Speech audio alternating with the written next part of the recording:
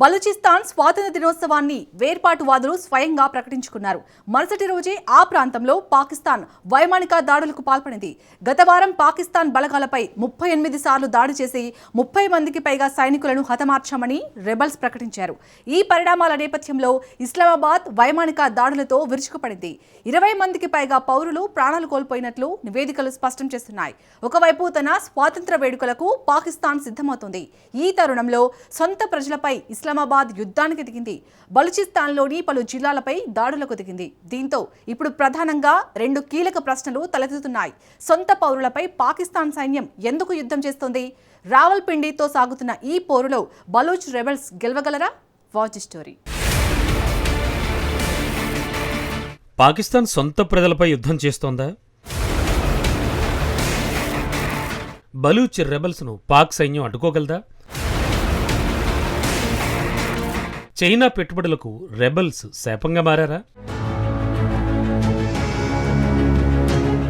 బలూచిస్తాన్ పాకిస్తాన్లోని అతిపెద్ద రాష్ట్రం. భూభాగపరంగానూ ఆర్థికంగానూ ఈ రాష్ట్రం పాకిస్తాన్కు అత్యంత కీలకమైంది. ఇక్కడ అత్యంత విలువైన సహజ వనరులు, భారీగా సహజ వాయువు, రాగి, బంగారం, బొగ్గు వంటి ఖనిజ సంపద పుష్కలంగా ఉంటుంది. పాకిస్తాన్ ఆర్థిక అవసరాలకు అవసరమైన ఇంధన వనరుల్లో అత్యధిక భాగం ఇక్కడి నుంచే లభిస్తాయి. ఒక రకంగా చెప్పాలంటే పాకిస్తాన్ ఆర్థిక సంక్షోభం నుంచి గట్టెక్కించే ఏకైక ఆప్షన్ బలూచిస్తాన్. చైనా ప్రతిష్టాత్మకంగా చేపట్టిన బెల్ట్ అండ్ రోడ్ ఇనిషియేటివ్ బీఆర్ఐలో భాగంగా సిపెక్ ప్రాజెక్టుకు బలూచిస్తానే కేంద్ర బిందువు. చైనాలోని జిన్జియాంగ్ ప్రాంతాన్ని అరేబియా సంద్రంలోని గ్వాదర్ ఓడరేవుతో అనుసంధానించే కారిడార్ బలూచిస్తాన్ గుండానే వెళుతోంది. బలూచిస్తాన్లోని గ్వాదర్ పోర్ట్ అత్యంత వ్యూహాత్మక సముద్ర తీర ప్రాంతం. దీని ద్వారా అంతర్జాతీయ సముద్ర వాణిజ్యాన్ని విస్తరించేలా పాకిస్తాన్ వ్యూహాలు రచించుకుంది. గల్ఫ్ దేశాల నుంచి ఇంధన దిగుమతులను సులభతరం చేసుకోవడానికి సిపెక్ కారిడార్ను ప్రధాన రహదారిగా మార్చుకోవాలని చైనా ప్లాన్ వేసింది. పాకిస్తాన్లో సుమారు సగం ఉన్న బలూచిస్తాన్ ఆఫ్ఘనిస్తాన్, ఇరాన్తో సరిహద్దులను పంచుకుంటోంది. ఒక రకంగా పాకిస్తాన్ ఆర్థిక వ్యవస్థకు గుండెకాయ బలూచిస్తాన్. కానీ ఇప్పుడు పాక్కు గుండెపోటు వచ్చేలా చేస్తోంది కూడా ఈ ప్రాంతమే. దశాబ్దాలుగా పాకిస్తాన్ పాలకులపై ఈ ప్రాంతం తిరుగుబాటు చేస్తోంది. ఈ తిరుగుబాట్లకు బలూచిస్తాన్ లిబరేషన్ ఆర్మీ బిఎల్ఏ నాయకత్వం వహిస్తోంది. ఇటీవల తిరుగుబాటుదారులు బలూచిస్తాన్ స్వాతంత్రాన్ని ప్రకటించుకున్నారు. ఆగస్టు 11న బలూచిస్తాన్ స్వాతంత్ర వేడుకలు కూడా జరుపుకుంది. దేశంలోని ఒక రాష్ట్రం స్వతంత్ర వేడుకలు జరుపుకుంటుంటే అసలు పాకిస్తాన్ ఏం చేస్తోంది? బలూచిస్తాన్లో పాకిస్తాన్ వాస్తవ పరిస్థితి దారుణంగా ఉంది. ఆ ప్రాంతం ఎప్పుడో పాకిస్తాన్ పట్టు తప్పిపోయింది. ఇప్పుడు ఒక రకంగా సొంత ప్రాంతం బలూచిస్తాన్ పాకిస్తాన్కు శత్రువుగా మారింది. ఈ ఏడాది రెండోసారి బలూచిస్తాన్పై పాకిస్తాన్ యుద్ధానికి దిగింది.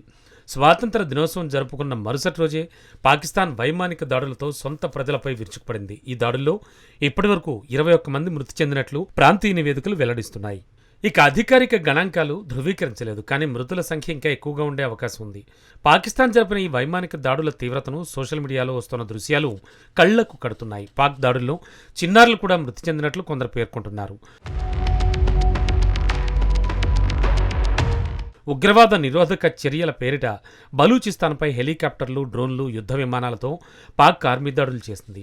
ఈ ప్రాంతంలో ప్రభుత్వాధిపత్యాన్ని రెబల్స్ సవాల్ చేశారు. ఈ నేపథ్యంలో ఈ ఏడాది ఫిబ్రవరిలో కూడా నుష్కీలో బలూచిస్తాన్ లిబరేషన్ ఆర్మీ ఫైటర్లకు వ్యతిరేకంగా పాక్ యుద్ధానికి దిగింది. మరోవైపు పాకిస్తాన్ ఆక్రమిత కాశ్మీర్ పీఓకే తూర్పు సరిహద్దుల్లో నిరసనలను అణిచివేయలేక పాక్ ఇప్పటికే సతమతమవుతోంది. గత 2 నెలలుగా పీఓకేలో కొనసాగుతోన్న హింస, పోలీసుల అణచివేతపై అంతర్జాతీయ వేదికలపై కూడా విమర్శలు వ్యక్తమయ్యాయి. కేవలం 2 నెలల వ్యవధిలోనే 100 మందికి పైగా ఆందోళనకారులు ప్రాణాలు కోల్పోయారు. వీరిలో కొందరిని స్వయంగా పాక్ పోలీసులే కాల్చి చంపారు. ఇక బలూచిస్తాన్ విషయానికి వద్దాం. పాకిస్తాన్ నుంచి స్వాతంత్ర్యం పొందినట్లు రెబెల్స్ వేడుకలు జరుపుకున్న మరుసటి రోజే బలూచిస్తాన్పై ఈ వైమానిక దాడి జరగడం ఇక్కడ కీలకమైన అంశం. కానీ దీనికంటే ముందు, అంటే ఆగస్టు 1 నుంచి పాకిస్తాన్ భద్రతా సిబ్బందిపై 38 వేర్వేరు దాడులు నిర్వహించినట్లు బలూచ్ లిబరేషన్ ఆర్మీ ప్రకటించుకుంది. కేవలం 8 రోజుల్లో పాకిస్తాన్కు చెందిన 30 మందికి పైగా సైనికులను మట్టుబెట్టినట్లు బిఎల్ఏ తెలిపింది.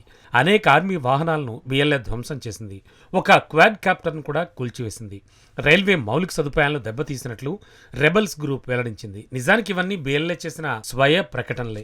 అయినప్పటికీ కేవలం వారంలోపే బలూచిస్తాన్ వ్యాప్తంగా భారీ స్థాయిలో దాడులు జరగడం విశేషంగా చెప్పాలి. అంతేకాదు ఈ దాడులన్నీ సమన్వయంతో చేసినవి. అసలు బిఎల్ఏ ఎంత పకడ్బందీగా ఎలా దాడులు చేస్తోందో పాకిస్తాన్ ఊహకు కూడా అందడం లేదు.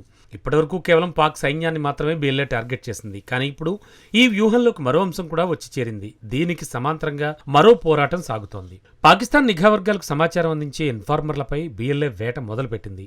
ఈ దాడుల టైమింగ్ కూడా ఎంతో వ్యూహాత్మకంగా బిఎల్ఏ ఎంచుకుంది. ఆగస్టు 14న పాకిస్తాన్ స్వతంత్ర వేడుకలను జరుపుకుంటోంది. అయితే దశాబ్దాల బలూచిస్తాన్ ఆక్రమణకు వ్యతిరేకంగా ఆగస్టు 14ను బ్లాక్ డేగా పాటించాలని వేర్పాటువాద గ్రూపులు బహిరంగంగానే ప్రకటించాయి. ఒకవైపు పాకిస్తాన్ సైనికులను, మరోవైపు ఆ దేశ నిఘా నెట్వర్క్కు బిఎల్ఏ వణుకు పుట్టిస్తోంది. ఈ ద్విముఖ వ్యూహంతో రెబెల్స్ దూకుడు ప్రదర్శిస్తున్నారు. అత్యంత దేశభక్తి చాటుకునేటువంటి ఈ వారంలో అంతర్జాతీయంగా పాకిస్తాన్ పరువు తీసేలా బిఎల్ఏ దాడులకు పక్కాగా ప్లాన్ చేసింది. అయితే పాకిస్తాన్ జరిపిన వైమానిక దాడులు బిఎల్ఏను ఓడించలేకపోయాయి. కనీసం రెబెల్స్ను భయపెట్టలేకపోయినట్లు కనిపిస్తోంది. ఎందుకంటే పాకిస్తాన్ వైమానిక దాడులు జరిపిన వెంటనే బిఎల్ఏ మరింత తీవ్రంగా స్పందించి ఈసారి ఏకకాలంలో పలు జిల్లాల్లో పాక్ సైన్యంపై ఎదురుదాడులకు దిగింది. ఇస్లామాబాద్కు అసలు సమస్య ఇదే. ప్రతి వైమానిక దాడి తర్వాత మరో ఎదురుదాడి జరుగుతోంది. ప్రతి బిఎల్ఏ కౌంటర్ ఆపరేషన్ తర్వాత మరో చెక్ పోస్ట్ రెబెల్స్ చేతుల్లోకి వెళుతోంది. బలూచిస్తాన్లో సరిగ్గా ఇదే తరచూ పునరావృతం అవుతోంది. జనవరి, జూలై నెలల్లో కూడా ఇదే తంతు జరిగింది. ఇప్పుడు మళ్ళీ ఆగస్టులో పునరావృతమైంది. ఇక తాజాగా జరిగిన బిఎల్ఏ కౌంటర్ అటాక్ గత దశాబ్దంలోనే అత్యంత ఘోరమైనదిగా అభివర్ణిస్తున్నారు. జనవరి, జూలైలో బిఎల్ఏ జరిపిన దాడులే భీకరమైనవిగా అప్పట్లో భావించారు. కానీ ఆగస్టు 1 నుంచి జరిపిన దాడులు రావల్పిండి సైనిక శిబిరంలో ప్రకంపనలు సృష్టించాయి. ఈ దాడుల్లో భారీగా మరణాలు కూడా నమోదయ్యాయి. అదే సమయంలో పాకిస్తాన్ సైనిక ఒత్తిడి పెంచుతోంది. అయితే సైన్యం దాడులకు దిగిన ప్రతిసారి తిరుగుబాటుదారులు వెనక్కి తగ్గడం లేదు. మరింత భీకరమైన దాడులు చేస్తూ పాకిస్తాన్కు వణుకు పుట్టిస్తున్నారు. తమ బిఎల్ఏ ఫైటర్లను విస్తరిస్తూ ఘోరమైన సమన్వయంతో దాడులకు దిగుతున్నారు. ఇక ఈ మొత్తం పరిణామాల నేపథ్యంలో పాకిస్తాన్ ఆర్మీ చీఫ్ ఆసిమ్ మునీర్ను వేధిస్తోన్న అతిపెద్ద తలనొప్పి చైనా పెట్టుబడులే. ఇదే బలూచిస్తాన్ గుండా చైనా భారీ పెట్టుబడులు పెడుతోంది. ఈ ప్రాంతాల్లో జరుగుతున్న ప్రతి దాడి చైనా పాకిస్తాన్ ఎకనామిక్ కారిడార్ సిపిఈసిపై బీజింగ్ నమ్మకాన్ని నేరుగా దెబ్బతీస్తోంది. ఈ ప్రాజెక్టును ఎలా అయినా కాపాడుకోవాలని ఇస్లామాబాద్ తీవ్రంగా తంటాలు పడుతోంది. పౌర నాయకత్వాన్ని పక్కన పెట్టి దేశంలో సంపూర్ణ నియంత్రణ తమ చేతుల్లోనే ఉందని నిరూపించేందుకు పాకిస్తాన్ ఆర్మీ చీఫ్ తెగ ప్రయత్నాలు చేస్తున్నాడు. దేశానికి సైన్యమే అత్యంత కీలకమని తెలిపేందుకు మునీర్ రాజకీయ పలుకుబడిని విపరీతంగా ఉపయోగించాడు. అయితే బలూచిస్తాన్లో మాత్రం మునీర్ పప్పులేం ఉడకడం లేదు. మునీర్కు బలూచిస్తాన్ రెబెల్స్ అత్యంత కఠినమైన సవాల్గా మారారు. ఎందుకంటే ఈ ప్రాంతం సమస్యను కేవలం సైనిక బలంతో పరిష్కరించలేరు. మరీ ముఖ్యంగా మునీర్ హయాంలోనే బలూచిస్తాన్ తిరుగుబాటు మరింత పెద్దదిగా మారింది. ఆ ప్రాంతాన్ని రక్తపాతంలో ఉంచుతోంది. బలూచ్ రెబెల్స్ మరింత శక్తిమంతంగా మారుతున్నారు. స్వదేశీ ప్రజల ముందు మునీర్ నిలబెట్టాలని చూస్తున్న ఆధిపత్య ప్లాన్ పూర్తిగా దెబ్బతింటోంది.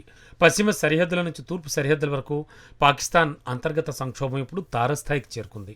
ఇస్లామాబాద్కు వ్యతిరేకంగా వ్యక్తమవుతున్న గళాలను, ఆయుధాలను అణిచివేయడంలో మునీర్ విఫలమవుతున్నాడు.